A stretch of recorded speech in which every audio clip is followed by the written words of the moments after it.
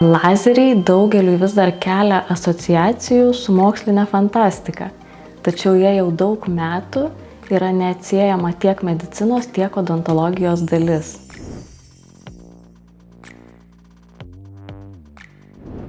Pirmasis lazeris buvo sukonstruotas dar 1960 metais ir jau netrukus po to buvo bandymai odontologijos srityje, tačiau nesėkmingi. Tik 1988 mokslininkams pirmą kartą pavyko sėkmingai padaryti ertmę dantyje su lazeriu, nepažeidžiant aplinkinių audinių ir jo nesudeginant. Tai nuo to meto prasidėjo pagrindinis technologijos tyrinėjimas, vystymas ir ieškojimas pritaikymo būdų. Odontologijoje intensyviau lazeriai pradėti naudoti turbūt 95-aisiais, kada buvo sukurti sąlyginai pigesni, prieinamesni diodiniai lazeriai. Diodiniai lazeriai daugiausiai yra skirti minkštiesiams audiniams ir neinvazinėms procedūroms. Tai yra mažesni, technologiškai paprastesni prietaisai, kuriuos gali lengviau įsigyti gydytojai.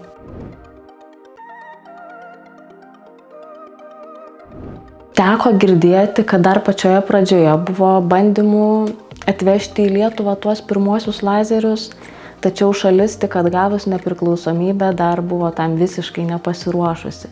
Net ir prieš 15 metų, kada pati pradėjau šiek tiek domėtis šią temą, informacijos dar buvo labai mažai ir vos keli gydytojai Lietuvoje turėjo, žinojo, kas tai yra lazeris ir juos naudojo. Maždaug prieš 10 metų išvažiavau mokytis į Vokietiją lazerinės odontologijos ir ją pabaigus per paskutinius 7 metus pastebėjau, kad stipriai auga susidomėjimas tarp odontologų lazerių galimybėmis ir pernai jau pati organizavau mokymus net 2 odontologų grupėms, tai bendruomenė plečiasi.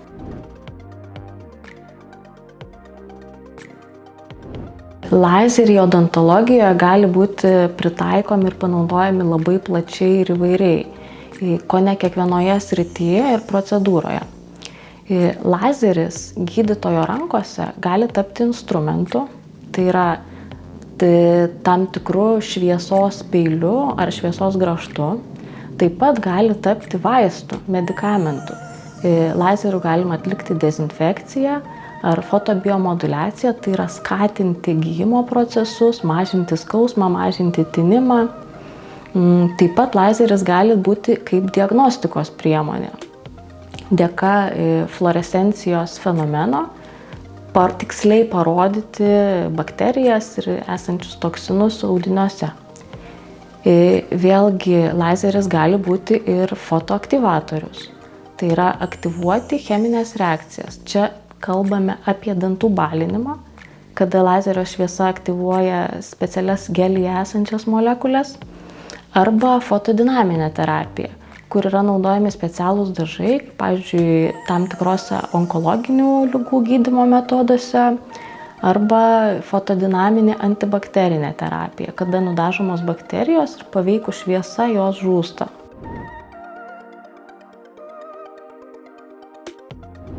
Svarbu pabrėžti, kad nėra vieno stebuklingo lazerio.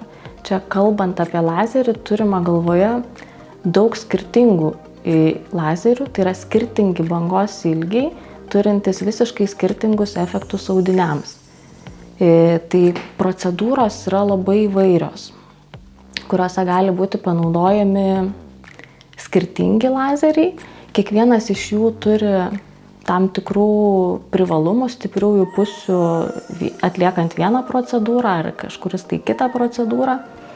Vieni labiau tiks minkštiesiams audiniams, chirurginiam procedūrom, kiti kietiesiams audiniam, kada reikia pašalinti danties audinius ar kaulą. Dar kiti turės stiprų antibakterinį poveikį dezinfekcijoje, tai kalbant apie endodontinių šaknų kanalų gydymą, pergydymą. Taip pat kiti kalbant apie balinimą, ką dauguma yra girdėję.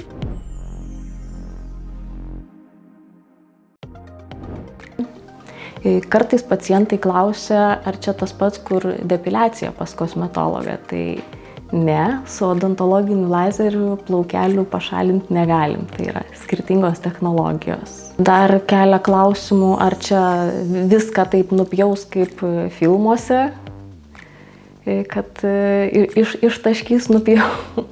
Apie radiaciją irgi, ar nebus poveikis kaip rentgeno radiacinis. Tai vėlgi ne, tai yra visiškai kitos elektromagnetinio spektro bangos. Tai lazerio šviesa, būtent odontologija naudojamų lazerių bangos ilgiai patenka į regimosios šviesos ir infraraudonųjų spindulių spektrą. Tai yra terminiai, nesikaupiantys audiniuose elektromagnetinės bangos spinduliai, kurie neturi radiacinio poveikio, neionizuojantį spinduliuotę.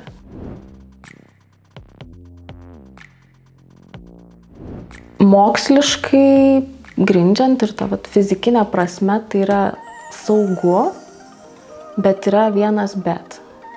Gydytojas turi žinoti, ką daro, turi žinoti, kokia tai yra fizika ir kodėl vyksta procesai, nes kartais yra galvojama, kad daugiau galios ar daugiau laiko bus geresnis efektas, bet gali būti visiškai atvirkščiai.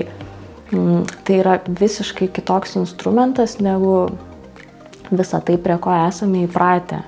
Todėl būtina mokytis, bent jau baziniai tokie pagrindiniai saugumo ir pačios technologijos, fizikos pagrindai yra būtini. Jeigu specialistas žino, ką daro, žino, kokie fizikiniai, biologiniai reiškiniai yra už šitos technologijos, koks tai yra veikimo principas ir žino ne tik tai kokį mygtuką paspausti, kad įjungti prietaisą, bet ir kas bus, ko tikisi. Tai yra labai saugu, netgi gerokai saugiau, negu mums pažįstami peilis, grąžtas, kurie neišmanančiose rankose gali tikrai pridaryti kur kas daugiau žalos.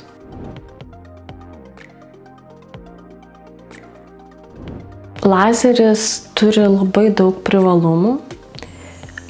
Mano praktikoje atsirado tikriausiai dėl to, kad norėjau išgelbėti, išsaugoti kuo daugiau dantų ir padaryti procedūras pacientams kur kas malonesnės, tokias švelnesnės, su mažiau neigiamos patirties, sumažinti kažkiek tą odontologų baimę.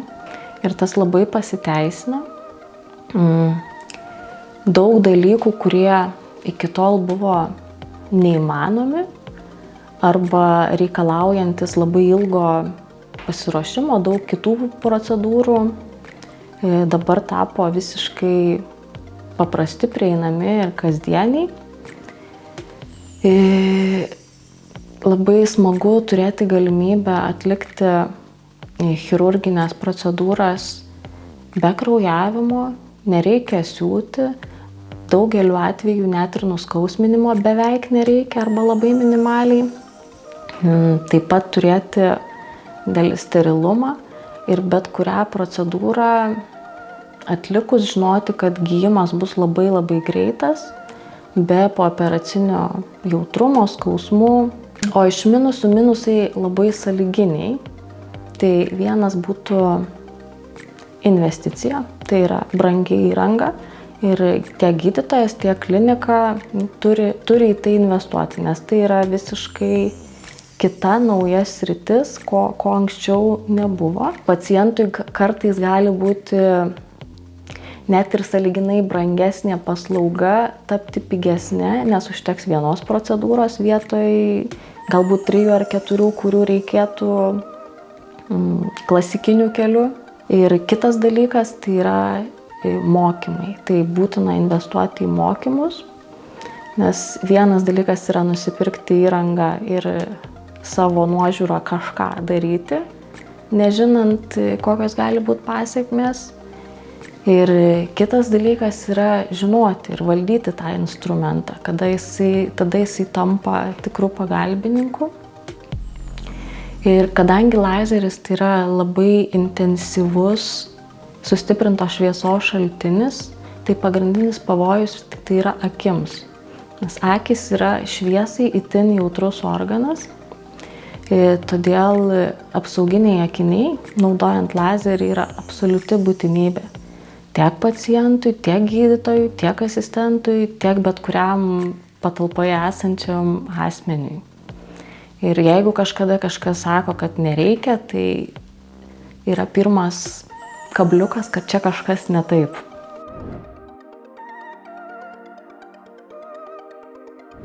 Ne, pacientui joks specialus pasiruošimas nėra reikalingas.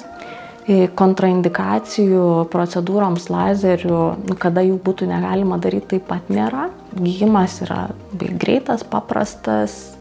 Tiesiog po kažkokių tai procedūrų pacientus įspėju, kad gali porą dienų būti šiek tiek jautriau šaltam, karštam ar kažkokiam labai rūgščiam maistui. Tiesiog pagal save pasisaugot.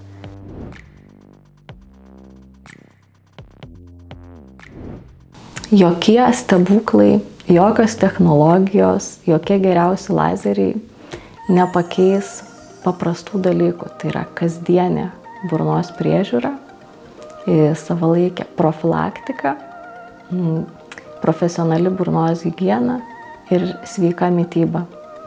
Tai rekomenduoju pasitikrinti, pasirūpinti savimi šiandien, nes mes kaip gydytojai galim tik tai padėti atkurti balansą, pagerinti situaciją, o visą darbą žmogus atlieka pats ir jokie stebuklai be žmogaus kasdienio darbo ir priežiūros neveikia.